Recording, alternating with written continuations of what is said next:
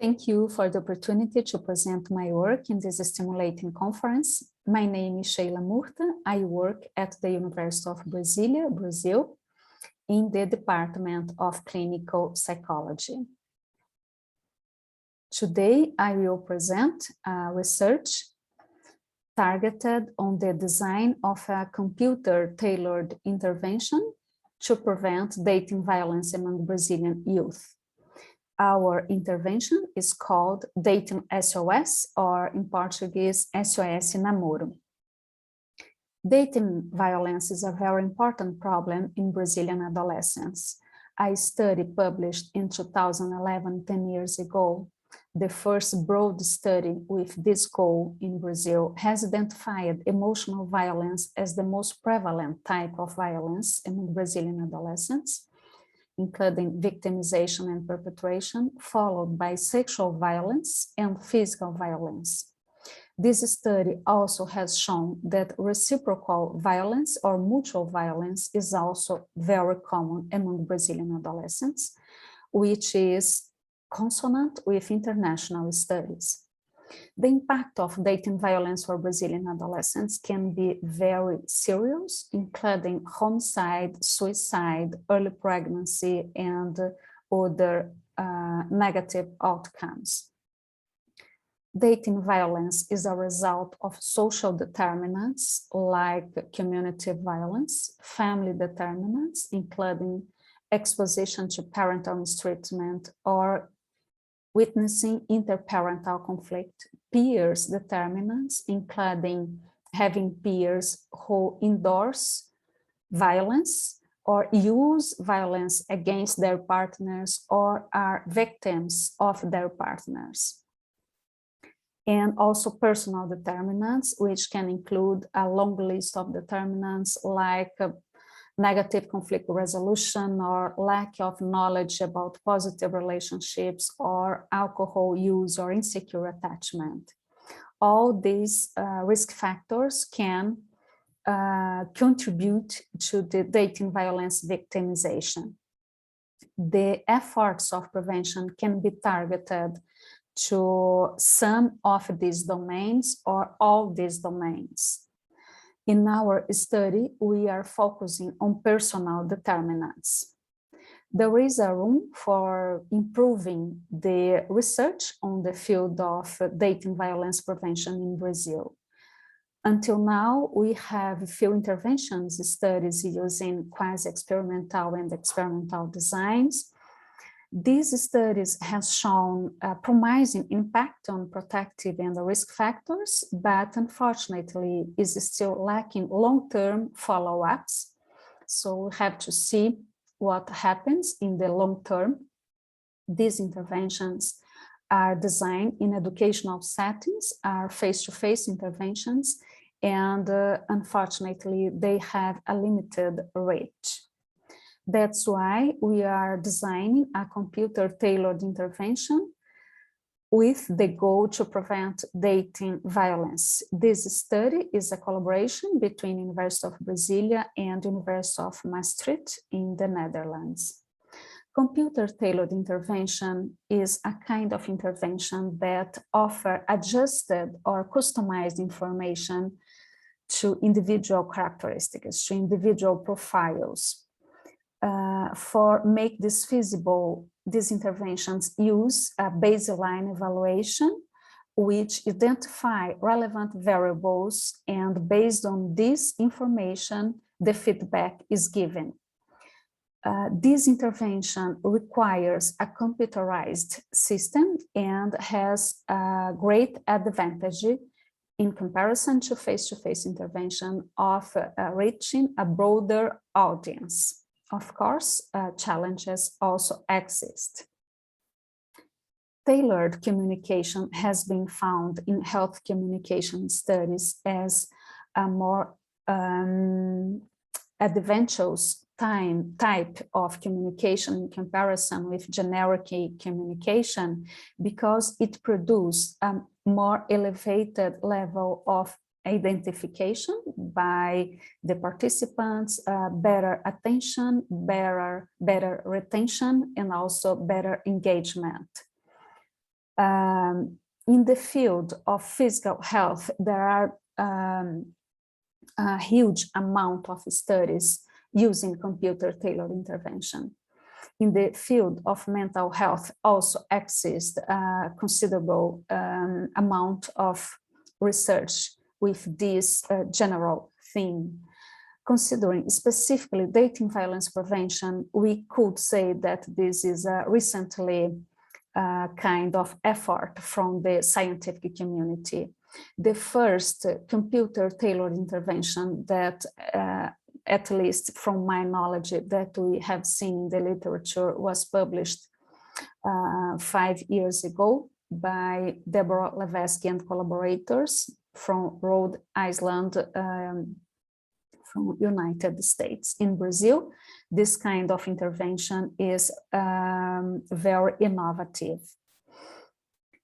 In the intervention design process, we have used 7 steps, and we are now preparing for the last step, which is the evaluation of efficacy and usability. We have begun with needs assessment. We evaluated the needs by means of focus groups with young population from public and private schools and also from universities to examine their attitudes related to violence, their beliefs about violence, their availability of social support, their self-efficacy related to managing conflicts without violence, for example. We also have done individual interviews with young people who suffered dating violence to better understand the nature of violence and the triggers and the impact and coping strategies to violence. And thirdly, we also interviewed young people who was in a dating relationship to understand the positive dimensions of the relationship. So we wanted to understand the violence, but also the quality of the relationship. We began the study using a theoretical basis called I Change model, which is a very cognitive theoretical model. But during the needs assessment, we identified the need to add a second theoretical basis. That's why we have chosen attachment theory, which is a theory to focus on the understanding of the bonding of the security or insecurity in the relationships. And so the second step, the review of theoretical basis, was done simultaneously to needs assessment. After that, we have elaborated the intervention objectives, considering all the dimensions that the I Change model indicates, for example, knowledge, attitudes, social support, self-efficacy, social norms, action plans. After we developed the tailoring questionnaire, and followed by the writing the message, and this was a very intensive stage, which demanded a lot of creativity, but also the use of the evidences collected in the first phase, but also the theoretical input. After we have done the visual programming in an interdisciplinary team, and finally the pre-testing and refining. In this step, we have used input from adolescents and also from professionals who work in this field. The intervention format includes 4 sessions that are exclusively delivered online. The first session is focused on attachment style and the risk perception of violence. The second session is directed to discussion of knowledge related to violence and conflict management skills. Also social modeling, including models from family and peers relationships for violence, but also for positive relationships, and action plans for improving the coexistence, for improving the responsiveness in the relationship and helping to build a more secure relationship. The third session was targeted on social norms, on gender roles and self-efficacy and action plans to manage conflicts. Finally, the last session covers attitudes toward the violence, the availability of social support, the intention to ask for help, and action plans to protect themselves from violence in the relationship. All the intervention was based on tailoring according to attachment style, secure or unsecure. If unsecure attachment style, we consider the level of avoidance and anxiety. We also customized or tailored the feedback according to status of violence, if the violence is severe or not, if the violence is bidirectional or not, or just victimization or perpetration. Also sexual orientation, gender, and psychosocial determinants of violence. Here we can see the intervention logic model, including the determinants that the intervention are targeted on, and also the outcomes that we hypothesize that we can affect by means of this intervention, including conflict management skills, attitudes of violence endorsement, and help seeking as a secondary outcomes, and as a primary outcomes, reduction in dating violence perpetration and victimization, and increasing quality of relationship. Perhaps it's too much ambitious, these outcomes, but we must research and see the findings. Continuing here the presentation. The study design, we are planning to make an experimental study. So we intend to reach adolescents and young people from 15 to 29 years old. If they are eligible, I mean, if they are in this age, and also if they are currently in a romantic relationship, if they have a partner, they will be randomly allocated in an experimental group, which will receive the computer tailored intervention, or in a control group. The baseline will be performed. We will evaluate attachment style, dating relationship quality, dating violence, victimization and perpetration, and conflict management skills. Here we can see the plan for the intervention for the experimental group. We are planning 1 week of interval between sessions. And in each session, we will perform a usability evaluation.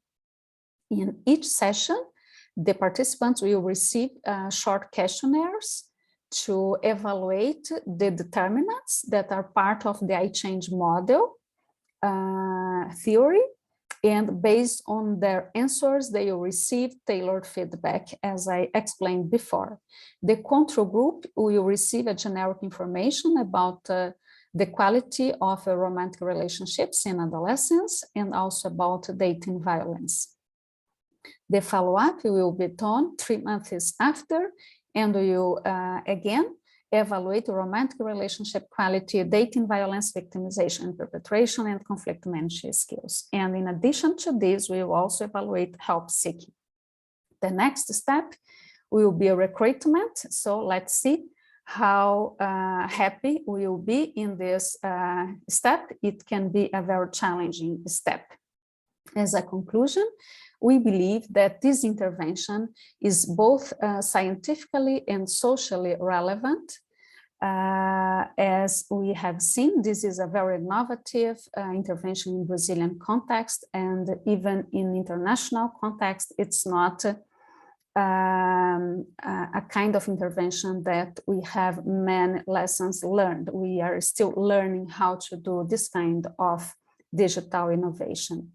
From the social point of view, as Brazilian adolescents faces a very important level of intimate partner violence, we have hope that this intervention can contribute in some extension. our intervention has some limitations. We could emphasize the omission of tailoring for racial issues and also for discussions about the profile of the partner, as the potential for change also depends on the partner. We need to invest on advocacy to improve the dialogue between public policies targeted on adolescent health, gender issues, and also human rights. And we also need to improve the research capability as developing projects like this demand or requires resources. So we also need to improve the public investment in science and education. For more details, you can read the study protocol that is already published. I would like to acknowledge and say thank you to my Brazilian partners, Priscila Parada, Sara Menezes, João Medeiros, Amanda Balbino, Marina Rodrigues, Marco Miura, and Thiago Santos, who worked with me in the design of this intervention, and to Professor Hein de Vries from University of Maastricht for his valuable collaboration. We can continue talking. Here you have my email. It will be a pleasure to continue talking about this subject. Thank you very much.